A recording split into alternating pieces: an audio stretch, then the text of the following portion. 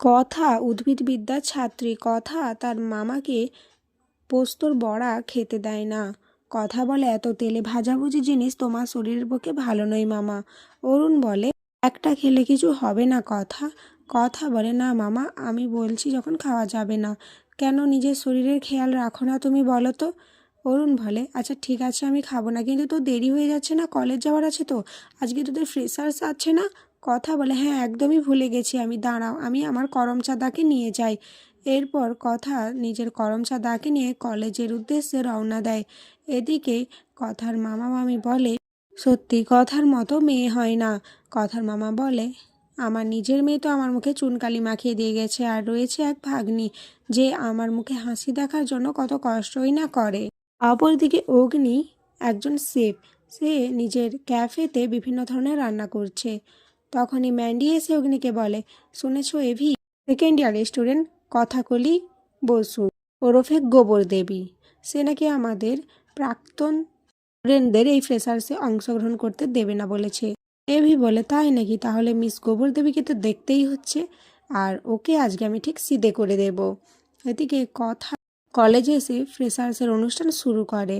কথা খুব সুন্দরভাবে বক্তৃতা দেয়। তখনই একজন প্রফেসর বলে, আগের বারে খুব সুন্দর নাচ গান হয়েছিল, আর এখন যেন ভালো লাগছে না, একটু বোরিং হয়ে যাচ্ছে না? তখনই কলেজের ম্যাম বলেন, এই জন্য আপনাদের মতো প্রফেসরের জন্য কলেজের স্টুডেন্টসরা উচ্ছন্নে যাচ্ছে, দেশটাকে আপনারাই শেষ করে দিচ্ছেন। এই জন্য আমি এই মেয়েটাকে দায়িত্ব দিয়েছিলাম, এই ফ্রেশার্স মিটে গেলে আমি এটা নিয়ে মিটিং করব। অপরদিকে অগ্নিরা প্ল্যান করে কথার সাথে নাচ গান করতে থাকে। কথা খুব রেগে যায় আর সকলে খুব অবাক হয়ে যায়। সকল স্টুডেন্টস অগ্নির সাথে তাল মিলিয়ে নাচ করতে থাকে। তখনই জগৎ এসে অগ্নিকে বলে, বড় কর্তা দাদুর ডাকিয়েছে তোমাকে, দেরি হয়ে যাচ্ছে তো, যে কাজটা দিয়েছিল সেটা করতে হবে। অগ্নি বলে, কি এখনই HOF-এ ডাক পড়লো? তারপর অগ্নি বাড়ি চলে যায়। এদিকে কথা বেরিয়ে যায়। ঋতু বলে, কথা মামার সাথে তো যাওয়ার কথা ছিল তাই না? তাড়াতাড়ি চল, দেরি হয়ে যাচ্ছে তো। অপরদিকে দেখা যায় গুহবাড়িতে মা আনন্দীর পুজো হচ্ছে, যেখানে প্রি একে একে সবার সাথে পরিচয় করিয়ে দিচ্ছে। কর্তা দাদু এসে বলে, এ কি, আমাদের পালের গোদা কোথায়, যার জন্য এই বাড়ির ছেলে মেয়ে সবাই উচ্ছনে গেছে? নিজে তো বাউন্ডলে হয়েছে আর নিজের ভাই বোনেদেরও বাউন্ডলে করেছে। তখনই অগ্নি চলে আসে। অগ্নিকে দেখে কর্তা দাদু বলে, কি তুমি দায়িত্ব নিয়েছিলে না পুজোর জন্য, তাহলে এখন কি হলো? করমচা কোথায় তুমি জানো না? মা আনন্দী 100 বছর আগে এই করমচা গাছের তলাতেই আবির্ভূত হয়েছিলেন। সেই থেকে আমাদের নিয়ম এই পুজোতে করমচা নিবেদন করতে হবে মাকে, কিন্তু তুমি কি করলে? সারাদিন পাচকগিরি করে বেড়াও।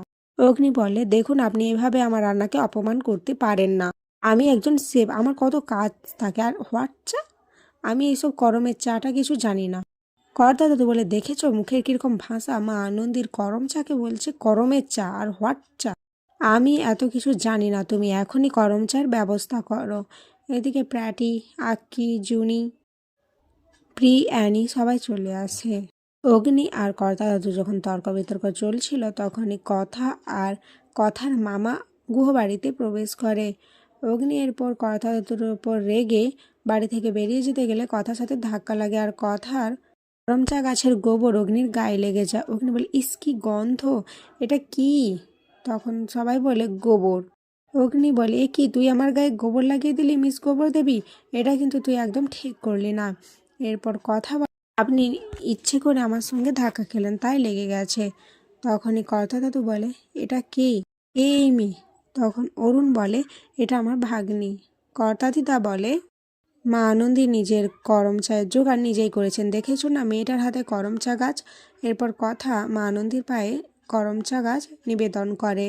কর্তা দাদু মনে মনে বলে, মা তুমি আজ তোমার আবির্ভূত দিনে, তোমার পুজোর দিনে এই মেয়ের হাত থেকে করম চা গাছ নিলে, তুমি কি আমাকে কোনো নির্দেশ দিচ্ছ? এই মেয়ে কি পারবে আমার নাতিকে ঠিক পথে আনতে? তেলে জলে কি মিস খাবে? না, এখন আমি বেশি কিছু ভাববো না, কিছুটা সময় যাক, এই তো সবে এলো মেয়েটা। আগামী পর্বে দেখা যায় যেখানে মায়ের জন্য ভোগ রান্না হচ্ছে, কথা সেখানে যায় আর গিয়ে বলে, কি মায়ের জন্য ভোগ রান্না হচ্ছে আর এভাবে মুখ খুলে মুখ বেঁধে রান্না করা হচ্ছে না। এটা নিশ্চয়ই ওই পাচক মশাইয়ের কাজ। এরপর অগ্নির কাছে গিয়ে বলে, আপনি তো দেখছি সব কিছু অশুদ্ধ করে দেবেন। মায়ের রান্না হচ্ছে, ভোগ নিবেদন করা হবে, তার জন্য কিছু নিয়মকানুন থাকে, আর আপনি কোনো নিয়মকানুনই মানছেন না। এরপর কথা কর্তা দাদুর কাছে গিয়ে অগ্নি কলেজে কী করে বেড়ায় সেগুলো সমস্ত বলে দেয়। কর্তা দাদু অগ্নির ওপর খুব রাগারাগি করতে থাকে, আর এখানেই আজকের পর্ব শেষ হয়ে যায়।